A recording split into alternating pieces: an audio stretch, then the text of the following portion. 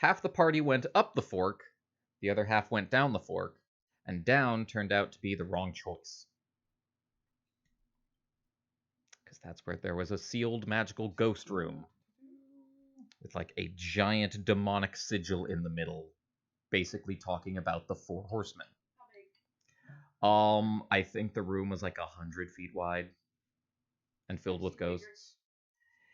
Yeah, apparently there was an entire extra dungeon down there for when the party eventually got high level and wasn't instantly possessed by ghosts and could come back and get all the cool stuff down there. Didn't really work considering half the party was dead by this point. I managed to keep the daughter alive because that being her birthday, I thought that would kind of suck if she died due to incredibly stupid decisions. So, being a cleric, I sat down in the corner of the room and popped up a magical sigil that makes it so that things can't pass easily between the two, essentially, unless they worship my god. So that kept the ghosts out just long enough for the robot, who for obvious reasons cannot be possessed, to kill the other two party members, and then for us to wait until an NPC came and successfully extracted us. And that was how that session went. Nice. So, fast forward a couple more sessions. We have, by this point, gone on a couple of little adventures, actually went and killed those goblins, went to a town, killed some werewolves, almost got killed by said werewolves, until I managed to fail a prayer to my god. And by the way, this entire campaign, my rolls have been dog shit. Like, I think in that first session, I made one roll over 15, like 2/3 under 10. You had my luck when I was the if you remember the one BBEG we had when I was the dwarf. Yeah. And I literally broke my axe. Yeah. No, I remember. It's funny because he's actually running another campaign, and in that campaign, I'm playing Kylus. Wait, so... with the same backstory and everything. Wait, is this going to work for me? Let's find out. Do I need to start everything? We're going to find... There we go. Okay, I had to remember things, because my hotkeys are confusing me right now. Yeah, Yes. I'm just waving on the screen to myself. But at least it's holding still. No. Good. So wait, are you running an online D&D, no. or at least going with a D&D campaign with Lee, like, across the fucking country? No. Oh, is this someone else? This is your Special Forces guy still? Yes. The idea is, since I never got very far in that campaign, the levels matched up that I was able to do a little bit extra stuff and then just transplant that character with basically the same backstory. Yeah. To play in that. So now, the guy who was a sorcerer is going to be a witch hunter in that one. But it's by the same person. I was thinking of a witcher for a second, but I don't think that... Is there... what? Okay. Very close. A witch hunter... Wait, is that an actual class? Or is that just like what... Yes, but the way we're doing it, because he's done a little bit of homebrew mechanics for that, so like everyone can use magic to varying degrees, depending on how you build yourself. So technically, I'm a paladin, but I play him as a witch hunter, so more on the investigation side of things. Okay. Yeah, and so far we've only had the opportunity to do one session in that game world, but we'll get around to it eventually, because there's several different games going on at the same time, including a sci-fi one hosted by one of his players. So it's one where the DM gets to be a player. So that's a lot of fun. Nice. And in that, I'm a 7-foot-tall werewolf with a gun in space. Because tabletop games are ridiculous. Yeah. This is why I need to introduce you to Aaron again. So to really bring this all around, because there is a lot of setup I need for you to actually understand how absurd this children's game gets. So, okay, so are we on the space D&D children's game, or is this going back to the other one that we were talking about before the stream started? Yes, just the children's game. So this is the one for those that are not up to speed on it, is the one where it's your special forces friend with his 8-year-old and what was the 11. 8 and 11-year-old. You. Yes. One friend, another friend, and that friend's daughter. Yes. Who is also probably like young as well. Yeah. So it's a 7x6 in Yeah. DM class. So DM set. Here's how it ends up going. First, lot of setup I need to get into just because of where this game takes place. Okay. So the DM for the longest time was a player, obviously. Yeah. He played in a consistent world for something in the range of like 15 years. During this time, he took a character from literally level 1 to basically as far as you can conceivably take them. God knows what the DM was actually thinking to allow the game to go this far, but they did. Nice. So, to skip a whole bunch of context, tomfoolery, there are 2 important characters that need to be discussed. One is his original character, whose backstory was, my family was killed. For reasons, the gods did nothing, therefore hate the gods. Eventually goes through this entire insane campaign, basically exploring every single rule set ever put out in 3rd edition, along with his party, eventually kills all the gods. Because the DM just kept going with it. Is the name of his character Kratos? No, worse, because he's a wizard. And if anyone knows anything about 3rd edition D&D wizards, it's the more they go up, the stronger they get in exponential increases. Like a warrior, like a barbarian, a fighter, a rogue, they have basically a linear increase. Start at 1, 1 plus 1 is 2, 3, 4, 5, until you get to 20. Wizards go 1, 1, 1, 5, 10, 30, until by 20, they're effectively gods.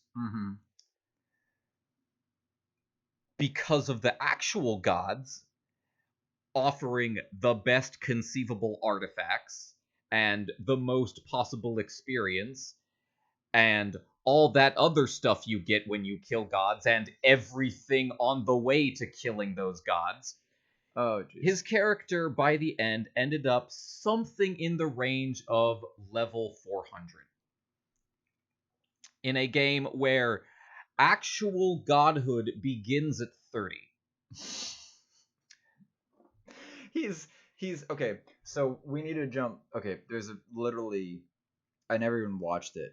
It's a Toonami anime show that came out, and it's where the kid is in the cottage with a bunch of like female like demigods or something like that. And it ends up that he's actually just God, or he's like a huge. You're thinking Tenchi Muyo. Yeah, Tenchi Muyo.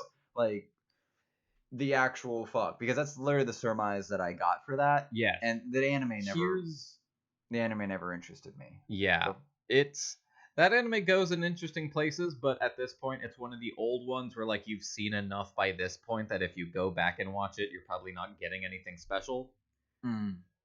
But here's another even more important thing. D&D gods operate on what's called the portfolio system. That means the god of war has the portfolios of war and whatever. So, like, Odin, god of war, also magic, also thieves, because he's a dick. You kill a god, you can take their portfolios. Yes. This is how you get level 40 to start. Basically.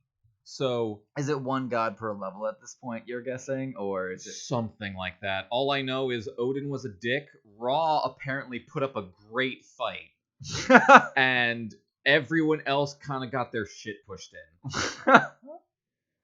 So wait, so do you know what order they sort of went in for what gods he attacked first or fought first? Because very vaguely, the issue is there's literally like 12 different pantheons to talk about, so after a certain point it becomes kind of arbitrary. Like he's like, you know what? It's Thursday. I'm gonna go attack that pantheon. It sounds like the Norse were early. The Norse were early in the line because they knew they were going to be a dick and wanted them out of the way. So just handle the hardest fish first. Yes. So eventually gets to the point of killed all the gods. Is effectively the overgod. Mm-hmm. The actual overgod has been chilling out in their overgod room dimension and just being like, oh fuck man, oh shit, I can't even go outside anymore. Oh shit, dude. And this wizard guy named Majir has been trying to figure out a way of getting that asshole out of the room so we can shank him. I love that that's the strategy to kill a god, basically. Oh yeah, no, like there's so much I could go into as to the exact split of what kind of powers he's capable of, but that's not important. The second character I need to talk about is his other playable character, who basically every time the wizard was off doing wizard things, i.e. casting a bunch of spells over and over for months, he would bring in an assassin character named Taz. Taz was a traditional assassin character, like stone cold badass, silent murderer of everything, and apparently, while the wizard character managed to do all this shit, Taz actually pissed the DM off. Nice. So he decided to curse Taz. So every single person he individually killed would be sucked into his head as a new personality. Oh no. Yeah, what the DM clearly didn't think through is the way D&D works is if you have a knowledge base, those are your class skills. Personality can do thing. Taz can do the thing. By the end of it, he was somewhere around 140 personalities because he was the assassin character.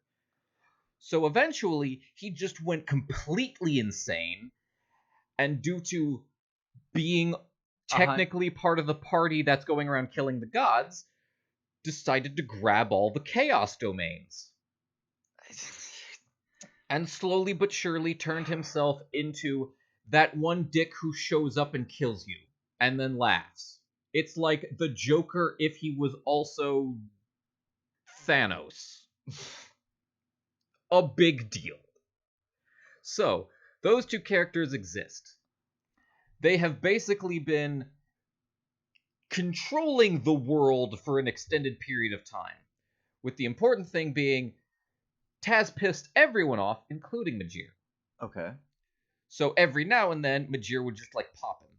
And then, being an entity of chaos, he would pop back up eventually. And that was the case for, I don't know, it doesn't matter how long. How long this campaign went on and everything. Eventually, that game ended. Yeah, because there's no going higher, basically. Yes, but there just so happened to now be a like 15 years long explored world with everything covered. So when he starts up a game, he's like, well, hey. I have 15 years of things to recall on. Yes.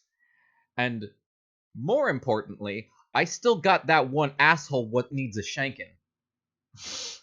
So, chess pieces, which apparently he literally told them at session 1, I am using you to make a plan. You can try to go against the plan, but you're gonna go with the plan. So they play that out. And eventually, he succeeds. They kill Taz because he wants to die because he's fucking crazy.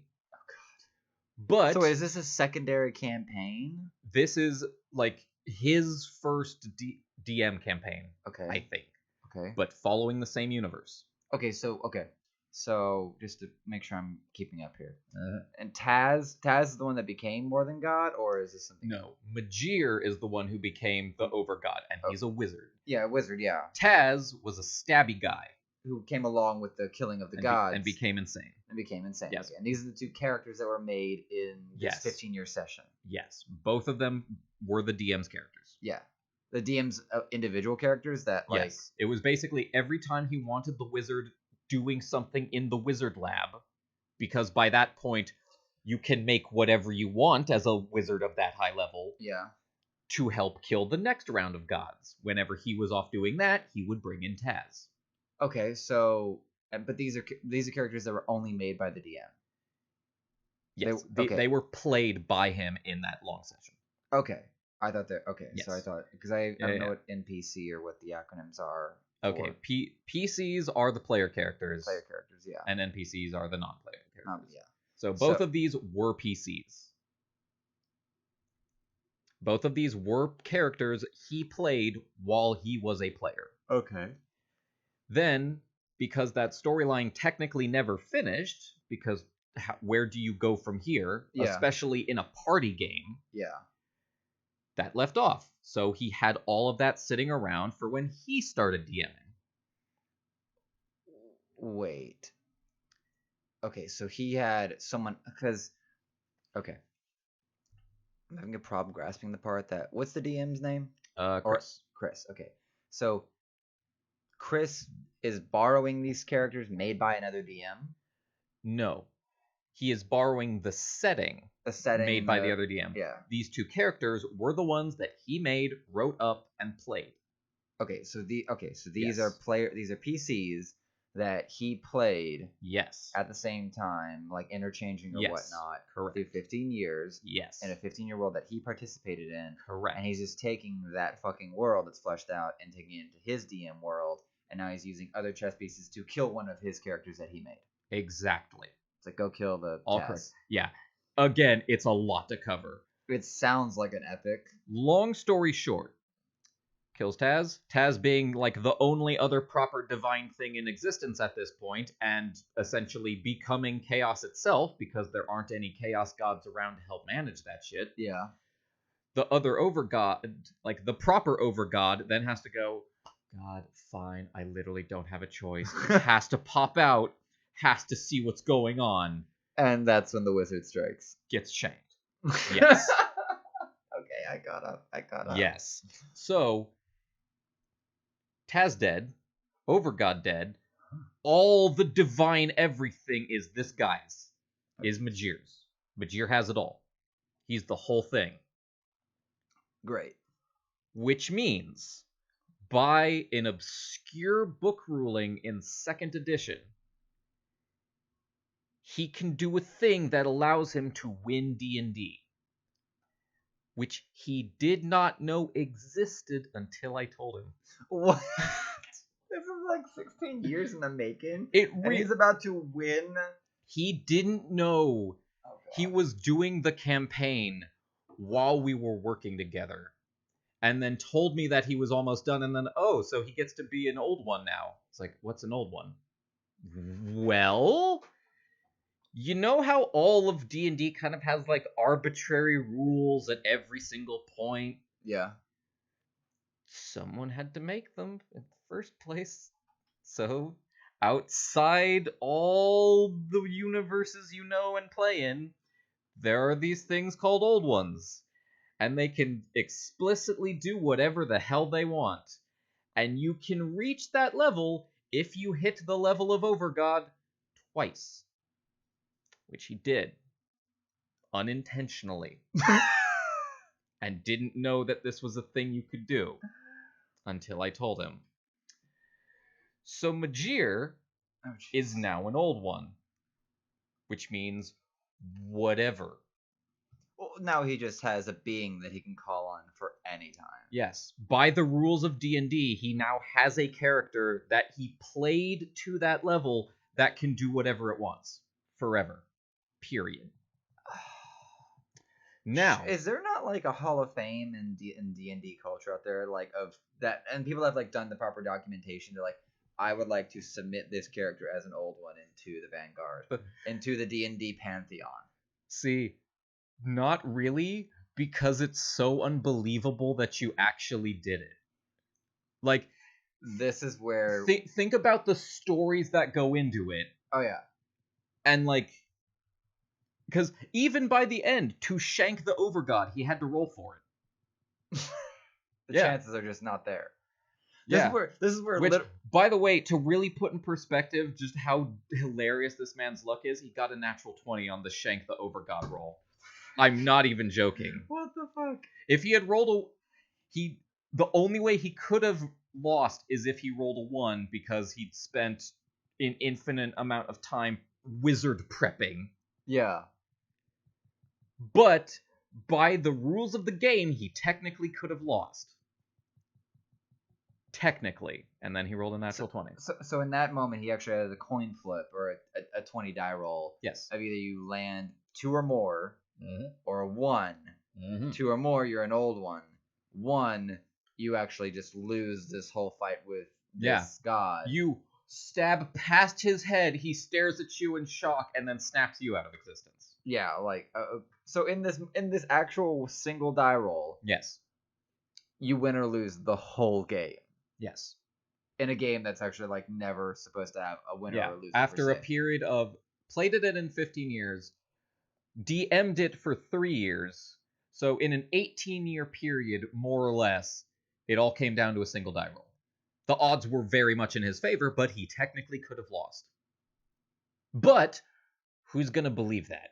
See, this is where I actually now want to invest the production of a 20-year campaign where the goal is to have the documentation on hand on YouTube. It's like the making of an old one. Yeah, no, apparently he still has his character binder somewhere because he had so many classes and such a huge inventory. It's like, this is my character.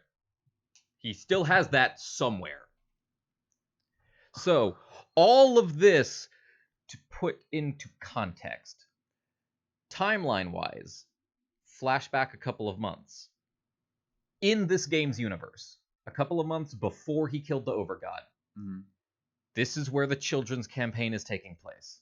Same world. Months before the death of the Overgod. Months before. We're in a dungeon, and the spider character from one of the kids runs through all the traps. Yes. Sets them all off. Same universe. The events are going to happen. We can technically fuck with some of the events depending on what we do.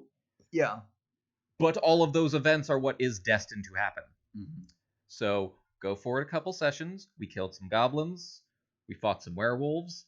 The daughter's character was saved by a prayer to my plague god because we were getting murdered by werebears, and essentially managed to, in the middle of battle, turn her from a fighter to a paladin of Nurgle. So now she worships my god. So, next session, we go to an ancient ruin, kick the crap out of it. Turns out it used to be the lair of dragon riders because kids, and give the kids cool things. Yes. So we set that up. In comes the last session of that campaign. The characters have just reached level 6, where they start getting their crazy awesome bullshit powers. Yeah. The orc character kid has started going into what's called an orc warlord. That is the class. Turns out, there is a build from 1 to 20. If you take an orc and you get them up to 20 in this exact build, give them a large enough army of orcs, because it's based off leading orcs into battle, and use its end game ability,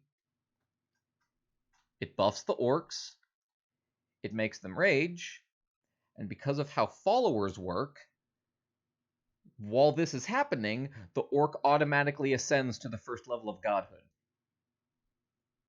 Because enough people believe in him. Oh gosh. So it's like base, it's a human godhood in a way, like base godhood. Yes. You have enough followers, they believe you're the best thing ever. God. Okay. So he's working up to that. Okay, so real quick. Because we gave the infinite exponential power of a wizard based on just the design of it. So the question that I had that I think you just answered is the wizard the only one that could actually ascend the old one? No. Or to all these godhoods, but you literally just brought about a orc who's just, barbarian with green skin, and is like, no, here's their first step towards godhood. Correct. And it's by amassing an army of believers. here's even the better thing. It's explained in that book that talks about the old ones. Their goal for everything that happens in D&D is to make more old ones. The idea with all these challenges, all these different alignments. Wait, the original the creators of D&D, or yes, the original creators of D&D are all put down in a book in 2nd edition a section that talks about the old ones. The old ones in universe, in the canon, made all these lesser realities and put a bunch of rules on them, with the intention that eventually someone's gonna kick enough ass that they're going to be able to ascend to the level of old ones, and there's gonna be a new old one. In that setting, in that context specifically, they talk about having 2 people had previously done it. So the idea essentially is the entire D&D cosmology exists to ascend adventurers to the level of old ones so they can be less lonely. But they also need people that are going to be good enough for it, per se. Yes. Yeah. You have to earn it. Okay, you reminded me of the Golden Compass, where in the Death Realm, basically, which is, I'm sorry, that's still one of my favorite trilogies of all time. It's a good book. It's one of the best books. Fucking armored polar bears, man. Yeah, armor. Yeah, I love that bear. What was the other thing? Shit, I had a thought. The Death Realm? Not Death Realm. With the angels? No. It was before that. Like, now you're going down a rabbit hole that I didn't want to go down. It had more to do with creation of God, the pathway to it. Yes. I had some reference that came into mind with that process, and it's gone. It's all gone. It's all understandable. Gone.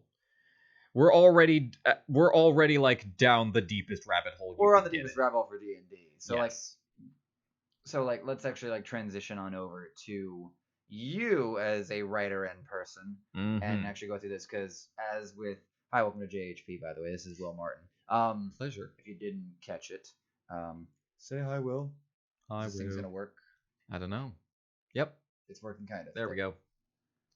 It's working. It functions. It's rough. It's very rough. This is where I would want to go to a wide shot now, but I don't have one. Yeah. This is where I'd put a wide shot. If I had one. So the nature of JHP is one-on-one interviews with people that I find fascinating, and that's kind of what I get to do because it's mine. So we can start with the roll down of how we met and everything like that. Just get the simple, basic introductions out of the way, and then dive into sort of highlighting ye. Sounds good. Yeah. All right. So, because I think you forget, when did we meet? I think we met at Friendly Confines off Aloma via like some Cards Against Humanity setup night where we grabbed like a corner booth. No one drank any alcohol. Maybe had wings. Definitely had the bacon cheddar fries, because they kick the shit out of Chick-fil-A's waffle fries. They have waffle fries, but they actually have like well fried pieces to them. Like, it's delicious. It's its own meal, getting like a large bacon cheddar waffle. So we did that. And we did that like 2 or 3 times, where we just played Cards Against Humanity like in the corner. Yes. And I think that's where I distinctly remember meeting you. Okay. I also would not be surprised if we met before then, but I just forgot it. Okay. Then would that have been before or after Valencia? That would have been during Valencia, I think, because I went straight from high school at Winter Park straight to Valencia. Like, yes. Just straight away, like, you know, spring to fall. So where we actually first met was at a class at Valencia. We had the whole class. We talked together. I got to know you. Moved on past that.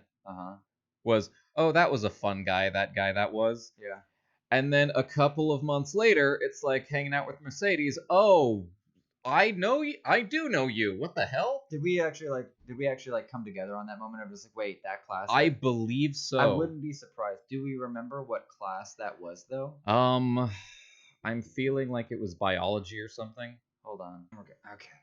So what was the point you were trying to get to with that D&D? Okay. God old people story? Yeah. Long story, very long story, relatively shorter. 18-year long story. So the orc child proceeded to get infected with lycanthropy. There is a divine agent going around shooting those in the face. Yes, he was going to turn into a werewolf. He was going to turn into a werewolf. Okay, lycan. Okay. Yes, because technically in D&D, lycanthropy covers all the were creatures. So you get like a wereboar, a were crocodile, a were shark. But wait, so on a full moon they turn into a shark and flop around in the village? They can, but they also all have hybrid forms. So you'd have a giant land shark that can also punch you. So, okay. So their head becomes a shark? Yeah, well, most of their body becomes a shark, and they become shark-sized, but they still have arms and legs. Yes. Because otherwise, you can't have them punch you in the middle of the forest or something. Okay, or bite you. I would think that'd be a bigger issue. Yes, or, as shown here with this werebear, wield axes. Because if you ever wanted to get into an axe fight with a bear. So, non sequiturs aside, child gets infected with wolf. It's man bear axe now. Yes. Slowly becoming wolf. What did you look up? Just lycanthrope. LYCANTHROPE D&D, and enjoy the pictures of werewolves, but also giant bears. Yes. That are dexterous enough to wield axes. Correct. And lycanthropes have hilariously massive stat buffs. Like, oh boy, is there some nonsense. Like it pays to be friends with Sirius Black. Yeah, it's kind of like strong for a D&D character where stats start at 10 is about 16. There are certain forms of lycanthropy that can give you plus 12. Yes. Plus extra person. Yes, it is quite absurd. Absolutely ridiculous. But the more important thing here is that lycanthropy is a curse. If you don't acquire it naturally, i.e., your parent was one, and so you just have it, if you get cursed and turn, you go completely chaotic evil and the DM takes your character sheet, because now this is a monster. Okay, that makes sense. Yes. They turn into at least a small BBG? Yes. The idea is to cure it before that happens, which I, being a cleric, could have done. When the time was right. Because literally you have to let them transform once and then do it. Okay. More importantly, there was a divine agent whose entire job it is to kill these cursed entities. He had attacked us once before in the middle of the night, only for a ridiculously high-level NPC character to instantly murder him because he disrupted his beauty sleep. Proceeds to attack us again on our way to a quest. I am the only one who witnesses this attack because he's very, very stealthy. Okay. Seeing this divine agent dealing death to this guy who is part of my party, I proceed to go back to sleep because I don't want to get involved because I'm chaotic evil.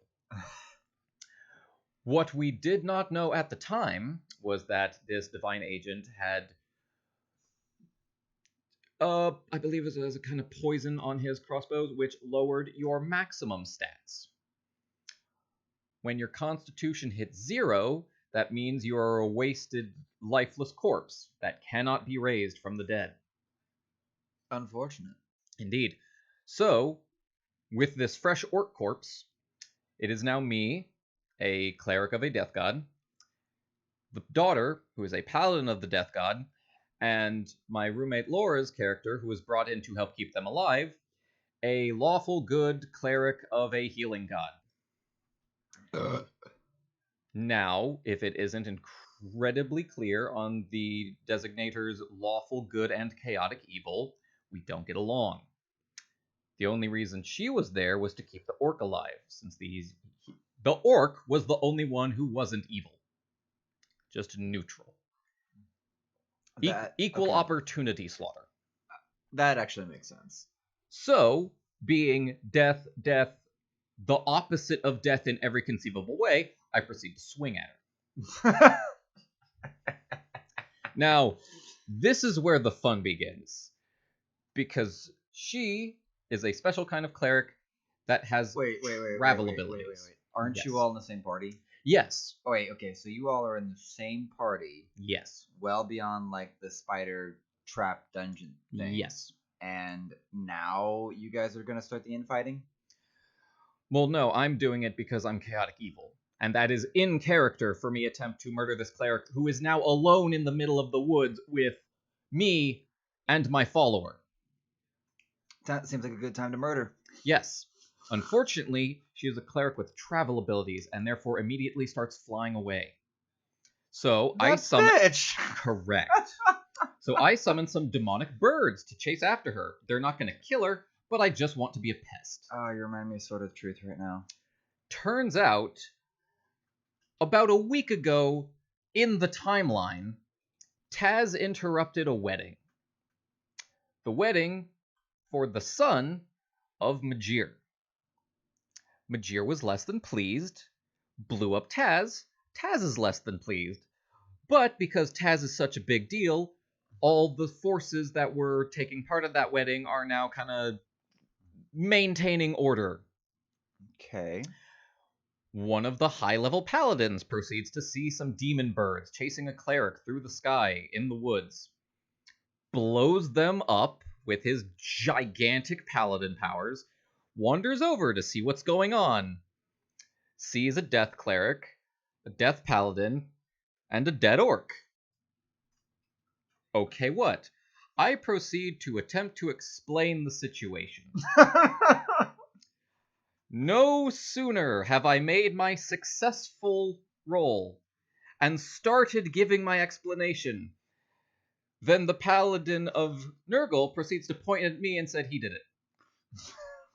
So the daughter has now thrown me completely under the bus, leaving me in front of a standard paladin, which is typically lawful good. Yes, but to an absurdist point, to where certain other D&D players frame paladins as no fun characters. Correct. The more important part being we're level 6 and he's not. So I proceed to abandon the daughter and book it. Turns out high-level paladins have a lot of fun stuff, including teleportation, what the fuck? the ability to summon angels, and this particular one, being really high up there, has the ability to summon a dragon. So I am flying away as fast as my horrible demon wings can take me, with this paladin teleporting after me, summoning an angel, and this... and me freaking out, having a bad time. But I don't swing on any of them because I know I'm going to die if I actually try to fight back. You're hoping for pity at this point. Yes. More importantly, he's law enforcement. And as far as he's aware, I haven't actually committed a crime.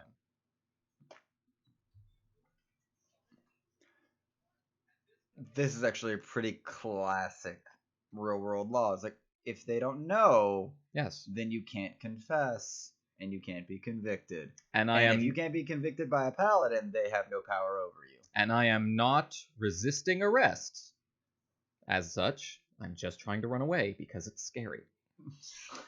Now, this is all bad enough. Okay, if that was OJ's defense, that would have been way better.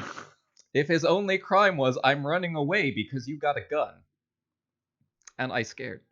Now, so we've had a divine agent who killed our orc, who I proceeded to shove in my bag. Because I can do things with corpses, obviously. Attacked by the paladin. The paladin who is sending off a bunch of crazy divine magic into the air. Guess who shows up next? It's Taz. Oh no. Who proceeds to follow this to the source, where Laura's character has come back and is now chatting with the daughter's character. Taz walks up on him. We know the stories of Taz by now. Taz is something like level 120. Taz has a gun that can blow up mountains. made by Majir, because Majir. So they're now being threatened by Bad End. Him, being crazy, goes, let's play a game. You get to run. See how far you make it.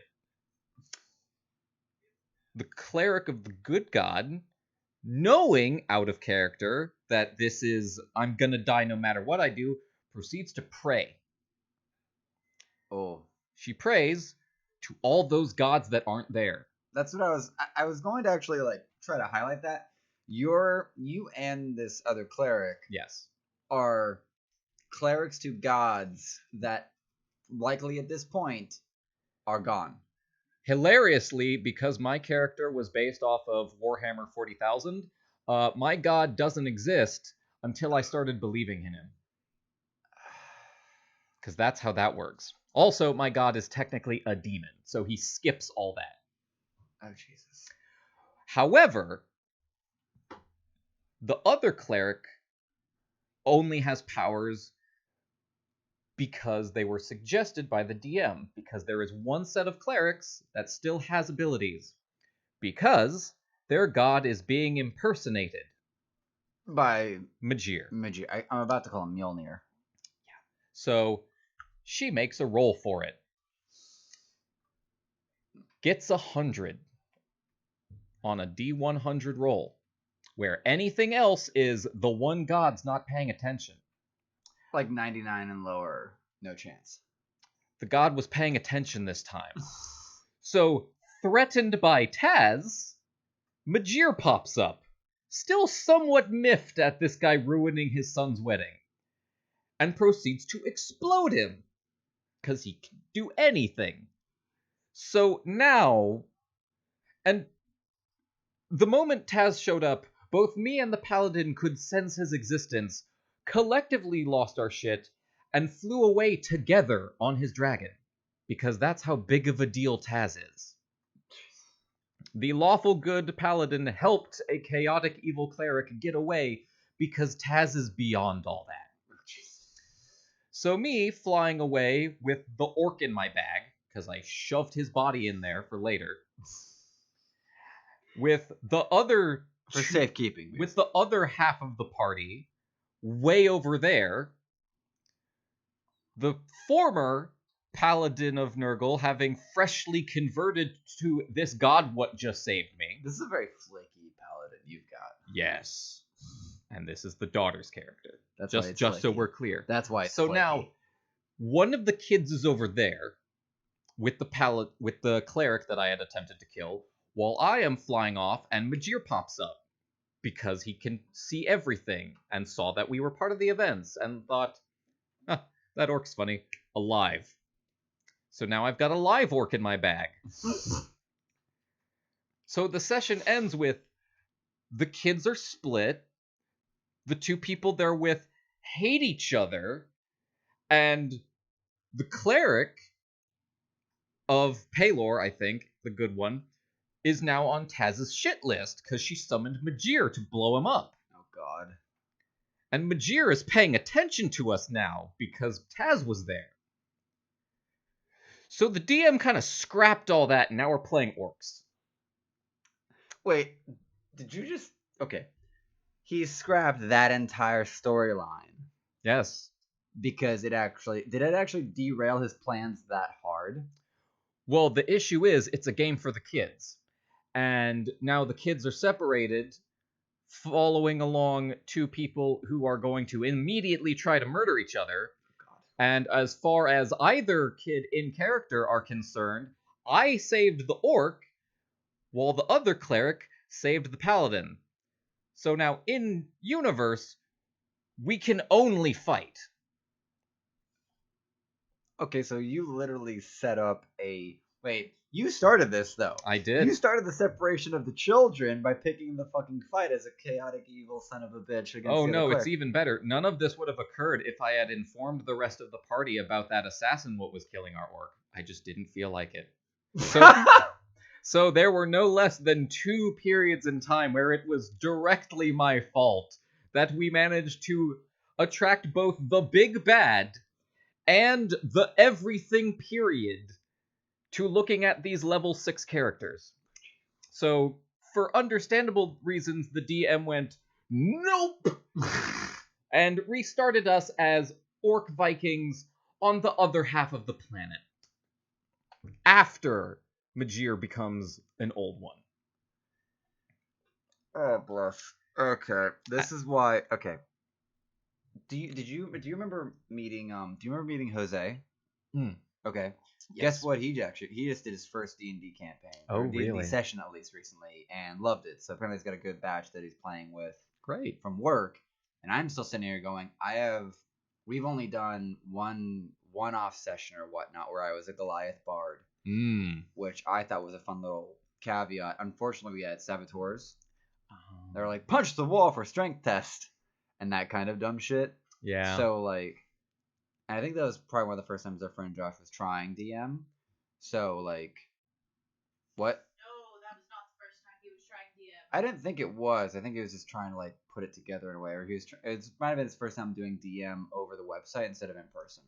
So it's like 6 webcams all in a Discord chat. That's But that was good fun. I got the killing blow on the BBEG. Excellent. Which I actually knew was gonna happen, and I was like, he's probably gonna let me kill it because I'm the only one not being a dick here that's able to kill it as well. Like, yeah. It's not favoritism. It's favoritism against 2 assholes. Yes. But also, you're the one that can do this right now because the other useful ones are dead. It's practical favoritism. It is practical favoritism. So okay, so we've already made dinner plans. So like, how much or how interested are you in actually like sort of treating this as a marketing opportunity for like your writing in your book? Because you're actually a writer by trade, even though you work for a privatized college that sucks the money out of all the local talent. Full sale, yay. Yes, they ruined my childhood, but they pay for my adulthood. Basically. So, I guess like, have you actually done any work on marketing your book or anything like that, your series? Not as of yet, specifically because I have no experience in doing that, and I'm very unconfident in actually getting to that point because I'm me. That's fair. But book 1 is essentially done. Okay. Can get that going whenever. I need another roll through book 2 to get that finished up. Like, first draft is done. And then I have everything plotted out up through book 9. Okay, so you have some Game of Thrones level shit there. Yeah, something like that. Something like that? Yes. Would you like some explanation as to what these books actually entail? Well, yeah, like you could play as hard as you want in terms of not spoiling it, but like, let's go ahead and make our own practice on marketing what you have in terms of what's the general idea, what's the play, what are things that a reader would care about. Right. All right. Well, the easiest roll for initiative. Yes. The easiest. I have dice here, but not with me at the second. But I could. She has a resin die that she just made. See if we roll on like the gaping chasm. No, these die are big enough to like put a welt on your head. Yeah, no, I was specifically talking about the one large D20 that just has like the crumbled section of nothingness where the one should be. Yeah, the first round, yeah. Feels very appropriate. It's like, you rolled bottomless abyss. Welcome. Also known as Nat 1. Yes, and yes, if you haven't played D&D, that is exactly what it is like. You will dread that like nothing else. Bless. Okay, so you have a 9-book series in mind. You have about 1.95 pieces of the book done. Something approximating that. So, yeah, how much can you actually like play in describing like main characters, main villains, or main struggle? Is it because I've been finishing up like Sword of Truth series by Tira Goodkind, which has got the same protagonist the whole way through. And at one point it has the same antagonist for actually a majority of the series, and then it switches for like the last few, I think. So is it got, is it just, Ash versus Giovanni for like a whole league's worth of time, and then it rotates a Rocket, or it has one consistent main character who is the main character who it's easiest to describe the first arc essentially, because following book 3 it goes wildly off the rails to the point where talking about it at all would be spoilers. Yeah. But for the very beginning, at the very least, it is following the story of a man known as Alexander Walker, who exists in a world that I can best describe as what if the Justice League was in World of Warcraft. Okay. There is a group, an organization of professional heroes gathered from all over the world who basically help maintain order on the central, like the largest continent. And they have been doing so for thousands of years. Okay. Because there is great evil at different parts of the world that occasionally comes down and like throws dragons and cyclopses at things and are a big problem. So you need an organization that can handle it. Alexander is a perfectly ordinary human being until suddenly being granted exactly 100 times normal human ability. Not ridiculous superpowers, but extremely applicable in a wide range of situations. So do we have Batman with actual super strength, or do we have like a Wonder Woman, or do we have like what's a comparable power range in a modern superhero? Okay. The closest I can compare it to is, imagine if you took the process of getting Captain America, only you did that same level again. So you just double CA, basically. Yeah. He's not...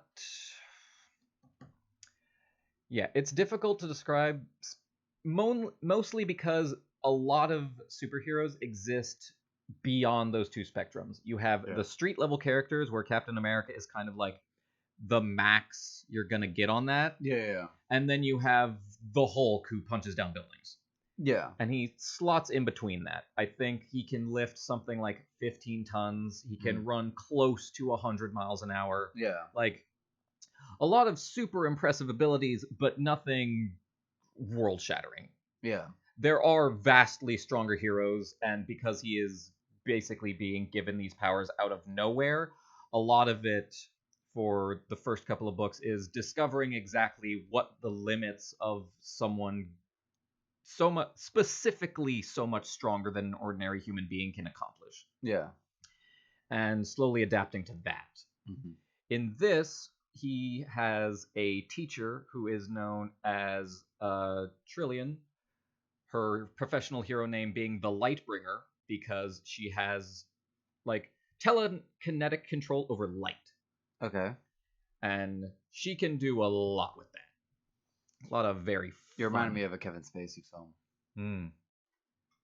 The one where he's like an alien, but he's taking over this like crazy guy's body or something like that, and he's just like somehow escaping at random the ward and like going around town and like solving world problems or shit like that. Yeah, that's what it's reminding me of. Yeah, well, so a lot of it for the first story arc I go into is a lot about following this person and basically what is it like to be given the powers of a hero in a world where, one, heroes are a super long established part of the culture, and two, it is not one of those situations where and suddenly you're the strongest person in the world. It is not one of the isekais. It is not absolute godlike power. It is you are exactly this much stronger than an ordinary person in every single way. How do you deal with that? So he can lift 100 times as much, which again is something like a dozen tons. He can run so fast, but he can also, at a full sprint, jump close to 1,000 feet. He can react 100 times faster than an ordinary person. So he's literally a character that is designed because it sounds incredibly nuanced. Yes. It's that because it's not the arbitrary power of Superman. Superman historically has just become more stronger as is needed. Correct. Or based on American ego. This character is like, no, you are actually almost specifically described in how powerful you just became, because apparently the number is 100. Exactly. So 100. anything that is an average, presumably male, yes, an average human can lift, run, anything like that is base 100. Yes. And now you have to just deal with that, where that's not going to put you anywhere near Superman. Correct. But and so are you implying with the standard Justice League, at least this Justice League version, that they're all like thousands time, at least in one category, while he, across his averages, is better than some of them at other things, but he didn't earn it. He just got it all of a fucking sudden? Essentially. An easy comparison, Trillian is fairly easy to compare to, a Green Lantern. Without any of her powers, she's completely baseline human, but she can control light to blind people, to put up barriers, or to do some really fancy tricks when you accelerate things to light speed. There's a lot you can do with that, but she's still a squishy human. Yeah. So a lot of their dynamic becomes she has a lot more power to mess with, but her durability isn't up by 100. Yes, and her particular power is she controls light. She does not generate it. Which means if she's, say, in a cave or something, then she needs to bring along a light source, and it's that much less light that she can control. While Alexander's powers are 100% applicable all of the time. If a normal human being can do it, he can do it 100 times better. But he's learning exactly what that means. Yeah. So he's tough enough to shrug off a lot of normal people trying to stab him, because 100 times tougher skin is like Kevlar. Yeah. But that does not mean that, say, a meteorite. Yeah, or if a dragon tries to bite him, that's going to break the skin. Okay, so let's do this actually so we have a proper vibe on setting. Yes. Because you have because when you put in Justice League, it brings it into modernity. So what would you say is a timeline, time scale? What's sort of like the setting of this world? Like, are we concerned with the whole world or just one continent? Technically the whole world. Okay. Some of it, just because of the nature of the story, goes unexplored, but as I said, the idea is essentially the Guild of Heroes is the Justice League in this world, but the world is more compared to a setting like D&D, like Warcraft. Something more medieval? Dark Ages? It's very similar to that, but one of the things that I really wanted to explore is this is a world that has all of these superpowered beings, and there's a certain amount of stasis, just because if you give people of this ability thousands of years to do whatever, you're going to get something that doesn't even look like normal fantasy. But a lot of it is they are able to use their abilities in every single capacity. They're not always fighting monsters. So you have people who can control fire. One of the major races in this world are elementals. Every single element has an elemental. So you have the fire, water, lightning, air, but you also have metal elementals. Different guilds in a way. Yes, they're essentially species. And then you have normal people who learn magic. You have people like Trillian who have telekinetic abilities. Let's play a focus into visualization, because I threw out the medieval Dark Ages and stuff like that, but we need to land on what does this look like? Okay. Does this look like Two Towers, Lord of the Rings era looking stuff? Does this look like some awkward thing where it's like Westworld maybe, where it's really there's no tech in it, right? There is a certain amount of tech, but the kind of tech that goes along with magic. Okay. So, for instance, there are electric elementals, which means you have an excess of electricity. Yeah. Which means you have electric lighting in a lot of places. But you don't have things like radios or phones or any of that. Yeah. You have like a tram system because it's along rails, but you don't have airplanes, you don't have cars. Probably the easiest way to get the tone of the setting in mind is to go into where the heroes are based out of. Okay.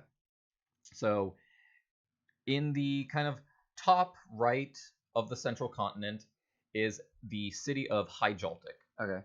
Real quick. Yes. Because I was going between the two examples that I thought of that almost feel like it are between like Golden Compass, because that is like IR area. Yes. Without cars, maybe like sans cars, or even Full Metal Alchemist, which is in a similar time area. Of it's very close. There's a reason that my go-to is Warcraft, because it's a lot of super high fantasy, a lot of magic and all these things, but every now and then you'll have someone show up with a gun or a motorcycle or something like that. It's like a blunderbuss as opposed to like a 9mm. Yes. Yeah. Like, no one's going to show up with like World War I era guns. Yeah. But you have entities who are literally made out of and can manipulate metal, so you have a lot of ridiculous structural feats. Yeah. Like when you have an entire race whose whole thing is I am the Earth and the Earth does what I say, you can get crap like Bossing Say level of engineering. Yay. So, for instance, the capital city where all of this is taking place is in the middle of a giant ring of mountains, which has an inland sea, and then there's a massive island raised in the center of that, something like 20 miles in diameter, and the city covers the entire island. Okay, let's frame that again. So what I just heard was like a volcano, practically, like the base of like the crater of a volcano, but it's just a bunch of mountains surrounding. Yes, really. and it's vastly massive. I think the inland sea is over 100 miles wide. Okay, so just for visualization, because it's not actually a volcano. It's more of like, here's flat land, but let's put like a ring of mountains right here. Yes. Okay, so flat grassland, ring of mountains. Correct. There's a 100-mile wide like sea. Yes. Especially like a Caspian Sea motherfucker kind of shit. Yes. And then you have the town, like the whole civilization there, but there's also like a giant plateau that the whole town's on, or that the capital city's on. The capital city. So okay, yeah, like yes. It reminded me of Terry Goodkind's thing. Yeah. Which, if you know the Silmarillion of the Lord of the Rings, it's very similar in appearance to Gondolin, the secret elf city. Oh yeah, no, Silmarillion, no. Yeah, no, there is civilization all across the continent. Like outside the mountains, there's a lot of buildup, but specifically the capital city, because it is the final fortress against evil. Dahara. That's what I was thinking of. Dahara out of the Sword of Truth series. Is that because Dahara, the capital city of Dahara, is the People's Palace, and it's this plateau that has the whole fucking palace on it. Yeah. But it's a palace. It's literally its own fucking city. If you would like, I could literally just read the passage. Go for it. Okay. So this will be a bit, because there is a lot to explain, because this is a capital city in the middle of mountains that has been built up over literally thousands of years by every single one of the good guy races. So okay, all right, let's see how this goes. Okay, let's see, where does this start? All right, so this is literally the second chapter. Okay. Where after they deal with a little intro mission, showing off the characters, what they're capable of, they magically teleport back to a massive station outside the city. It's outside the mountains, because no teleporting inside the city, because that's how you get demon invasions and the like. So they teleport back, pass off their mission, and see, from that, going to the immense road. The teleport station is something akin to a fortress beneath the mountains that shot up from the vast plains of vibrant grass and prosperous cities that dotted the land for hundreds of miles. No country in all the world was as peaceful and bountiful as Jaltic, all due to that which lay at its center. 1,000 roads converged from every corner of the continent, flowing like tributaries into the single white stone road that ran the only land-bound passage through the mountains and on to the glory within. Thousands walked this road every hour, an endless tide of every sapient species to inhabit the central continent.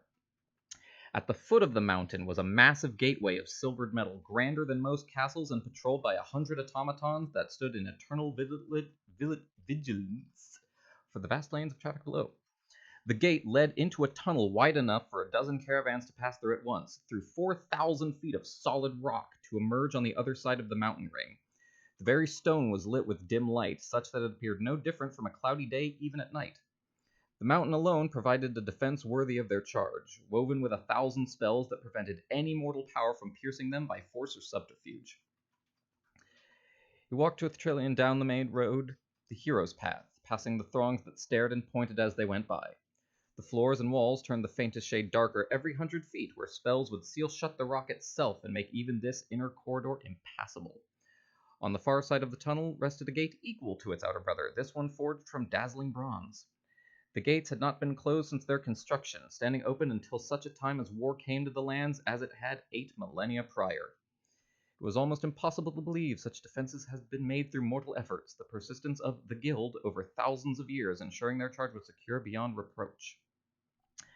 As they emerged back into the light of the sun, Alex was once again struck with a feeling of overwhelming awe at the place this subterranean avenue fed into.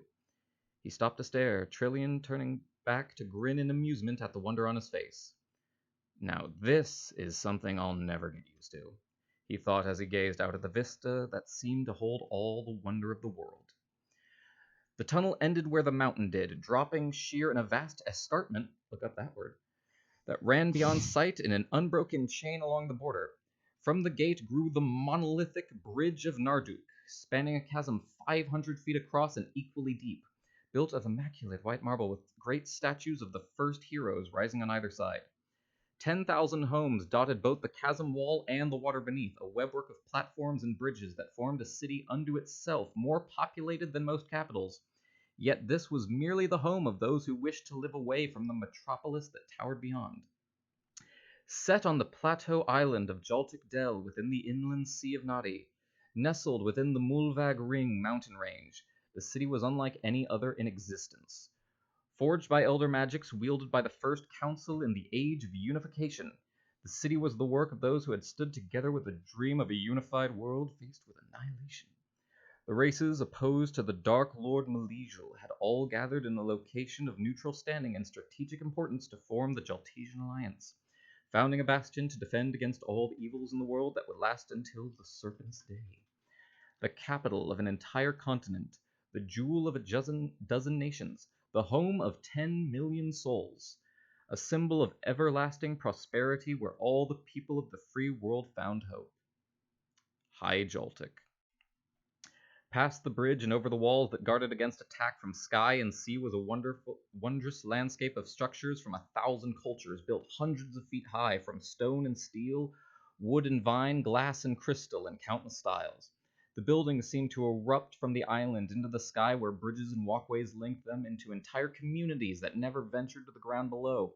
Electrical railways and airships ferried people to every corner of the city, even as millions teemed in the tunnels beneath the earth and the alleys of its many levels. Above it all stood the Shield of Aldent, a 500-foot wall of gold and silver stone towering above the rooftops, protecting the 13 towers of the Alliance and the great Tower of Norn in the heart of the city, where the First Council ruled and the Sky City Navinad orbited like a moon. The city spread out for 7 miles from the wall before the white iron of Narduk's partition rose 100 feet up, then descended into the bedrock beneath, waterfalls spewing from its inner workings, spilling over the sides down to the inland sea to drown the island's base in mist. It was a metropolis of people beyond counting, self-sufficient even with its numbers, unmatched in all the world shield scale. Only its counterpart in Ferton and the sea spire megalith of Akalvite in Klopuk could compare. I feel like I need to be doing work so I could focus better on that, but I could not help but think of literally planning it out to just put you like in the closet in the spare room so it's all nice and padded and it's all got blankets and paddings, and literally have you stream that for for like 8 hours, however long you could manage. I could go for quite a while. I imagine you could. I think that getting someone talented to do your audiobook would be good, but getting the writer, if they have the talent for reading aloud, yes, to read their own work would infuse it with more passion and more connection by the reader. I imagine, especially for something like this, it would make it a little less confusing, considering. Yeah, you don't have to exchange notes with whoever's Yes. reading it, so they know how to pronounce your stuff right. Like, I had an issue in the middle of listening to the audiobooks of the Sword of Truth series by Tara Goodkind that the main female lead, her name is spelled like Kailyn or something like that, like something that goes between Kaylin and Colin, but it's Kaylin. Everyone knows it's Kaylin, right? And this fucker called her Colin for a whole book, and it was so irritating. I almost blew him up on Twitter. That had to upset the fandom. Well, it might have, but like the copy was like out in 2004, and I was reading that. I was listening to this maybe a year ago, so way out of date. But no, I like it. I like what I'm hearing and reading, especially because it's just painting intricacy and asking questions. Because I got an imagery for a second that I was like, wait, is that? Because I might have this is where the pacing might need to be a little bit slower on the performance, but I'm at one point picturing the civilization that is living like on the side or in between the canyon. Like they're living on the canyon walls during like the Time Machine. Yes. That book. That's what I just pictured. It's like, okay, they have to live underneath the bridge in their canyon space, away from the metropolis. It's up above the ridge. That's what I pictured. Correct. That's okay. Then that hit my mind just right. Because I'm like, oh wait, they're not even slumming. They're just like, no, fuck that. We're gonna live in our countryside, which is just in a canyon on the walls of the canyon. Exactly. That's kind of metal. Yeah, they're like, I began a Pinterest board just to get images to help get some of these across, and now it's like over 1,000 images in there. Oh, I bet. This is by far the area I put the most detail into imagining, because this is the golden age. This is the height of civilization on the entire planet. This is where the Justice League calls home. Mm-hmm. And everything about it is grand and vast. Because one of the things that annoys me in a lot of fantasy is you always get the case where the great, highest civilization existed long ago and is gone and dead. Yeah. You will encounter the ruins, you will see the descended bloodlines, but you will never see the cities at their height. Yeah. When the magic was the greatest, when people could raise mountains and build wonders. And that's what I wanted to do specifically with this city. It is impossibly grand. It is impossible to replicate even now. Yeah. Well, like, so the Sword of Truth series has that exact issue where even though one of the main characters is like the first wizard, which by its name indicates like, oh, he's number one. Yes. But the dumbest thing is that he has half the ability by nature, because it has additive and subtractive magic in that magic system, and that magic system is a little flawed. Like, you sort of can roll with it, I guess. But it's made clear from front to back of the series that all the best magic of constructed magic, of the wizards being naturally born with additive and subtractive, of knowing how to do shit, that's all 2,000 years ago. Yes. And the dumbest thing about the series is that the main character just is never wrong, because he's that one person born with both sides, even though like the magic was imbalanced, so only additive started being born and less of.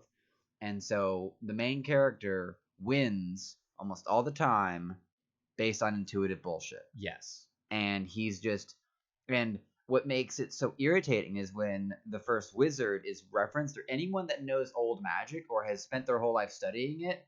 And says, do you know anything about this? I have no idea about that, because it's all everything's brand fucking new and what they're trying to figure out and shit. And it's just like, why the it's almost like, it's weird when the characters that should be used for reference are always made inadequate by just the intuitive actions of the main character. Yes. And so they're supposed to stand and create like precedent.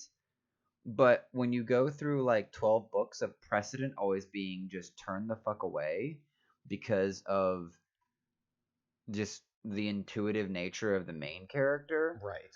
Like, you're kind of like, well, you're 2,000 years ahead of your current age, and they somehow lost everything from 2,000 years ago. Yes. Because of the degeneration of the magic in the That is system. one of my least favorite things, and it pops up all the time. Lord of the Rings had it. D&D has it. Warcraft has it. Pretty much name a fantasy setting. Would you actually contend that happens because in order to create peak magic, you would have to actually spend the time to figure out the full magic system? Like, would you call it a lazy piece, or is it? I think specifically in modern fantasy, it goes back to Tolkien because everything does. Mm-hmm. And in Tolkien's, it made sense because one of his big things was improper advancement ruins the world. Like, that was the entire point of Mordor and Saruman. Mm-hmm. They rape the land in order to build technological wonders, and that is evil. Mm-hmm. And that is the world that he was living with at the time. Yeah. So a lot of it is, all the great glories of the past have been diminished mm-hmm. because the modern world doesn't have any respect for them. Mm-hmm. All the greatness came and went. That's why eventually the elves go out of the world and the magic goes out of the world, because mm-hmm. all of the wonder has been spent. Mm-hmm. And it works with the narrative that he's been telling. But in most things that followed after him, it set the precedent of the greatness is in the past and all of these wonders, and you can visit the ruins and hear about the magic and see all that, but it's not what's going on right now. And there's nothing that indicates we could ever reach that. Yes, which is always the thing that infuriates me the most. Well, yeah, well, that's where it's weird how, like, that Tolkien perspective is actually sort of coming alive even in like current children, like generations, like high school generation kids right now, is that there's actually a really negative outlook on the future, because like all the great things have already happened and the future is just so fucking glum because of like in the real world global warming and shit. But it just isn't and I know this wasn't Tolkien's thing, it's just that I don't think anyone had the guts to just say, I like that, but I'm going to do the exact opposite. Because what's more, at least in my mind, what's more technically demanding than creating the world that is the peak version of this universe? Yes. And understanding every intricacy of creating like a magic system that makes sense, works, has clearly defined rules. The rules are never broken because of plot. Yes. Like, that's where like, let's say there's magic rules in this fantasy of the Peculiar Children series. Mm-hmm. Have you heard or read or anything like that? Seen a few snippets. Okay. So the premise of there is just they're peculiar children that are just born, mm-hmm. but they are basically saved in a way because they're so peculiar, like they make fire or they look weird, and they're taken into these pocket time dimensions. And they're overseen by these mothers that are peculiars, but they are women that can turn into birds. But they have the peculiar ability to create these time loops. So in Mrs. Peregrine's, the first main time loop you're introduced to is actually stuck in this day on this island in Ireland during the 40s in the middle of the World War II. Mm-hmm. So every night ends with a bomb exploding in the middle of their backyard, but it's frozen at the point of explosion.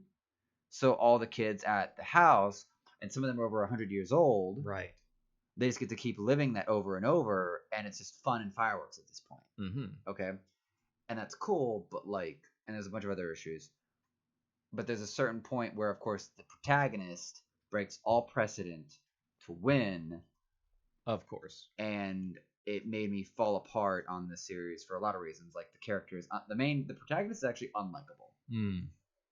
Like I don't like that character, and I don't like how by the end of the third book he has broken every precedent. He is all powerful with, in terms of, he at least has a moment of all powerful with the fucking things that were hunting them. Like picture brainless orcs that are being mind controlled by Saruman, but by the third book, Aragon has figured out how to just fuse with them mentally by falling asleep with them at the same time, and now he can control the whole army. Sure. Like you're sitting there going like, what?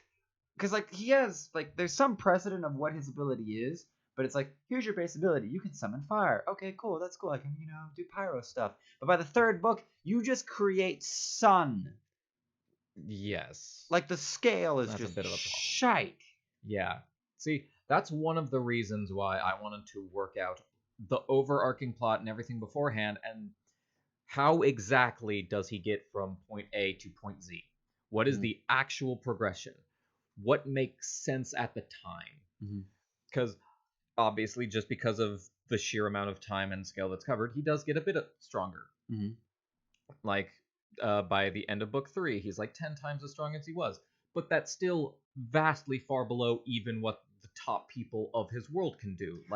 But like, it's very clearly, I'd like to think that you have at least the perspective on your writing that each progression of power and strength is clearly shown and defined. Yes. As opposed to just, oh wait, there you go, now you got it. And far more important than the progression of power levels, essentially, because that's the easiest way to explain it, is what can you actually do with these abilities? You are 100 times human. What does that mean? Well, that means you're that much stronger, but it also means that you're that much faster and can react that much faster. And if that's the case, then you can deal with situations that normal people just can't because of how quickly they happen. Yeah. But you can, even if literally all that you need to do is think through it like a person. And one specific thing I did is he's not 100 times smarter than an average person. It is all physical ability. Okay. So there is no point where he supercomputers his way out of a problem that no other character could. So his ability only equates to like 100 times stronger in terms of physicality, but not 100 times weaker or 100 times metabolism. Yes. Like, because there's certain 100 times that can equate to negative effects. Yes, it is a specific magical application of 100 times to get past a lot of issues, because if he had to eat 100 times as much, that would be a problem. Yeah. But for instance, he has 100 times as much stamina, which means if he's not going all out all the time, he can basically operate for days at a time without sleep. Yeah. But that doesn't change, like, that doesn't allow him to do more than other people. It just allows him to do it for longer. Yeah. Like, well, he gets more of the, like, he doesn't have to sleep, so he can be 8 hours more productive per se each night. But for the most part, it's if you're traveling with a party and him being the novice, that means most of the time he's the night watch. Yeah. That's basically the only contribution from day to day to day. Well, yeah, especially in microcosms like that. Like that basically is like, it's the point where you put superpowered characters in day-to-day experiences, and it's like, you still gotta wash the dishes, Clark. Yes.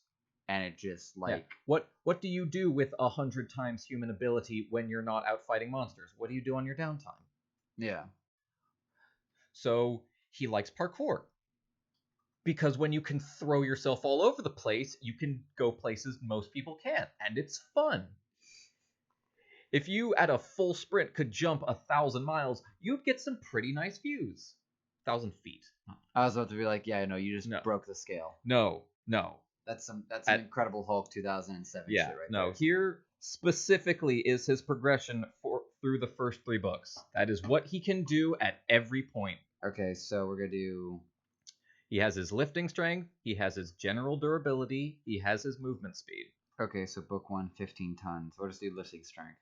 Book 1, lifting strength, 15 tons. Book 2, 300 tons. Book 3, 450. I feel like he got lazy.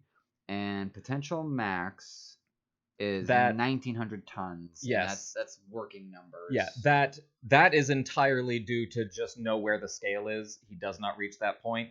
Okay. And specifically because one of the fun things I had with it is he has 100 times strength. Yeah. That also applies to his physical condition. So the more he gets himself in shape, the more it goes up. So he has. So it's the 100 times muscle density build. Yes. As based on workout. Yes. So Okay. as he can grow 100 times faster per se. Yes. And specifically for him, it basically just allows him to. We're at 8. Okay, keep on. It allows him to keep. Yeah. Specifically keep the changes, so he can hold on to it a lot better. Yeah. But as the power goes, it's the more fit he is, the more he can do. So he starts as a perfectly average person, which means he's 100 times stronger than an average person. Yeah. So then when he puts in the effort and trains and learns how to fight and learns like the proper ways of running, of lifting things, he gets stronger. Yeah. So it's a logical progression of that specific kind of power. Word. He is times better, so the better he becomes at that thing, the more the increase matters. Word. Okay.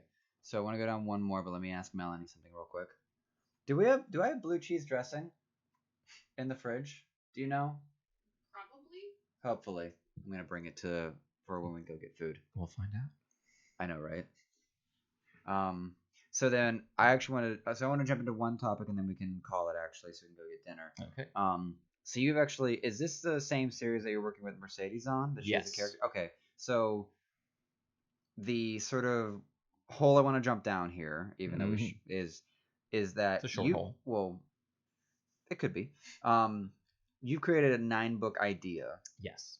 And you sort of had it all fleshed out before, and then you got with our mutual friend Mercedes, and she created a character. Did that character like just need to be created, and then she made him? She had a pre-existing character that was her own idea that she put forward because she thought it would sound like a fun addition. And then I thought, how would this character be applied? Yeah. And she turned out to be an absolutely fantastic character and ended up just becoming part of the main cast because she was so much fun to write with. Like Mercedes as a co-writer, or as the character was so additive to the story? It's a very Mercedes character.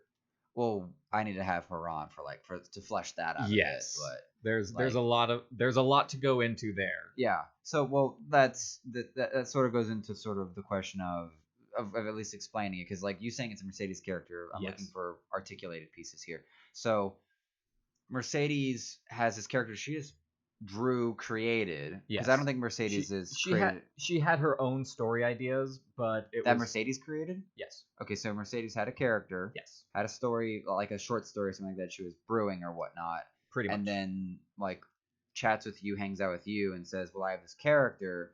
And so when you say the character, was it the character that just like you put the character in and then it just like helped multiply the story writing ability? Yes. The character's personality is a ton of fun to work with, and the person's abilities are a ton of fun to work with. Because they are a shapeshifter. Okay, so does this character show up early in the series or like a little ways in? Decently early, not right at the start. Yeah.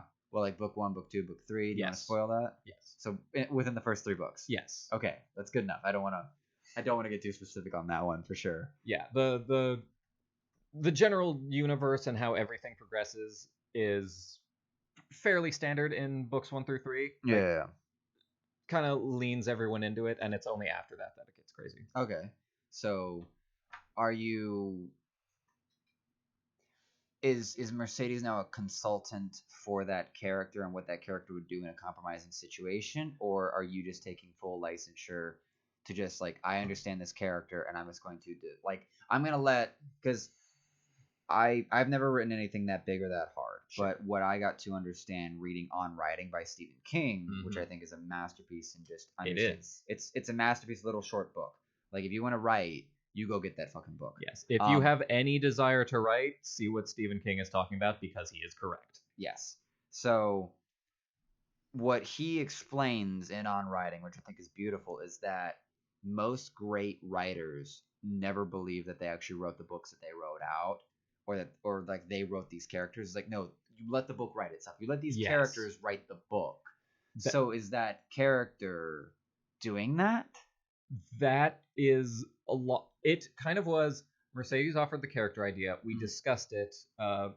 Talked about what she knew of the setting and where the story was going, and what specifically, not how the character would slot in, but what kind of personality they had. Yeah, like here's the juice of the character. Yes. If this character is put in and then was left to me to, well, then what would happen? And that's one of the reasons why she became such a big character, is because I started writing for her and just couldn't stop because this character just worked so well. Mm-hmm.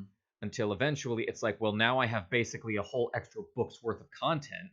Mm-hmm. And that's where a decent chunk of book 2 comes from.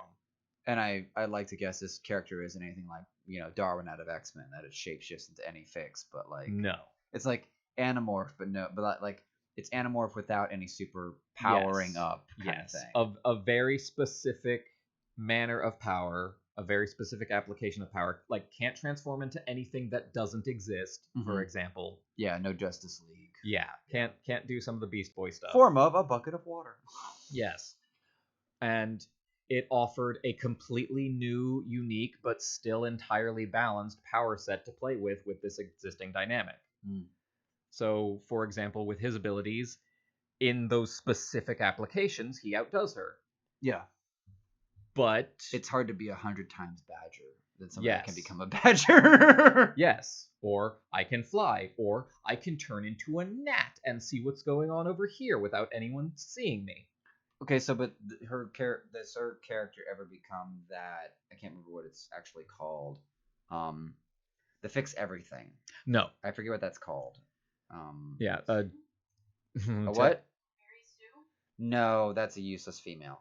If I remember that term. Not just jack of all trades. No, it's something that sounds French. I can't remember what it's called. It's the one thing. I remember it technically when I was listening to the third book of the Peculiar series, where it's like, oh, there's the thing that saves everything. Yeah.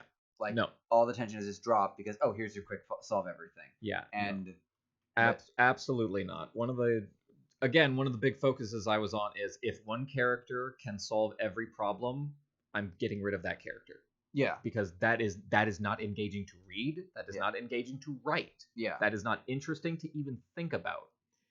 It's one of the reasons why a lot of the applications of Superman end up being so poor, is because when you just stack on abilities that allow you to do whatever you want, it becomes really hard to have tension and really hard to have stakes and things that matter. Yeah. So in this, you have a character who is able to become any animal that they can think of or have directly encountered.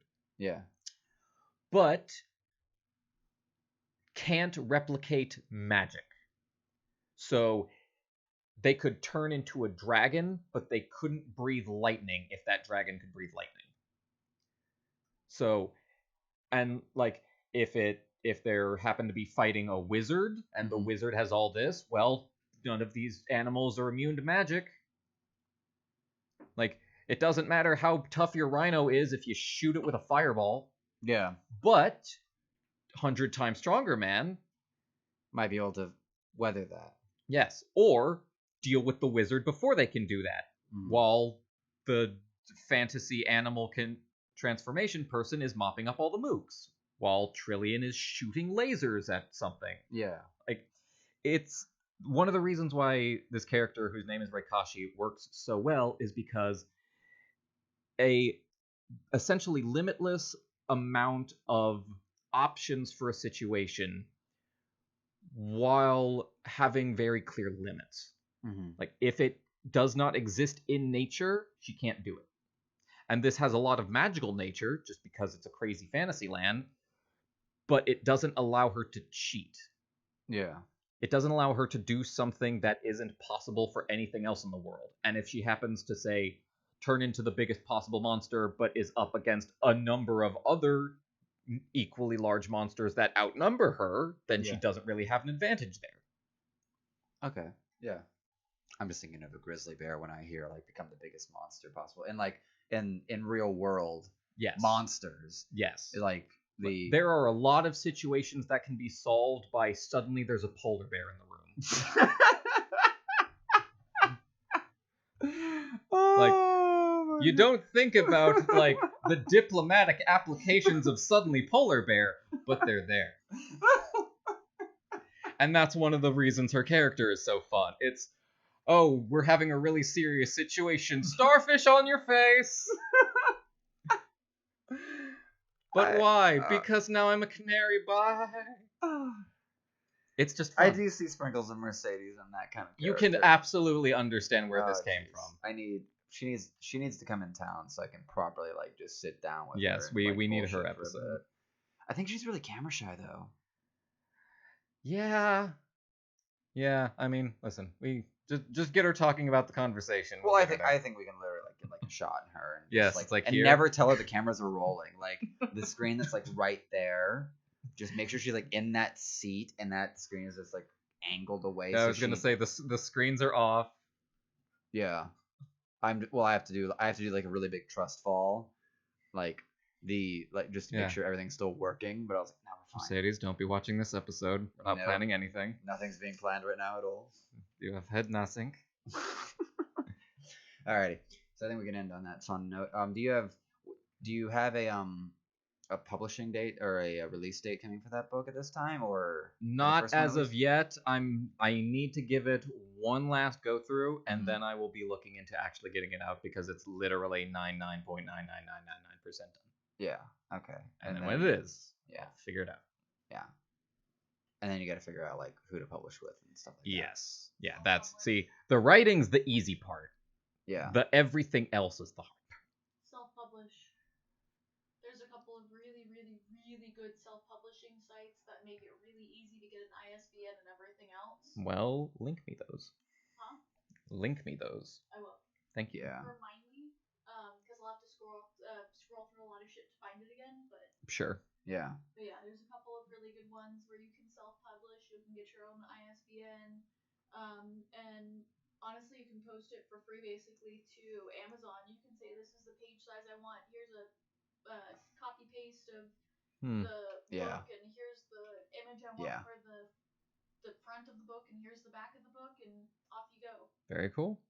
Well, if there are any other aspiring writers here, advice, listen.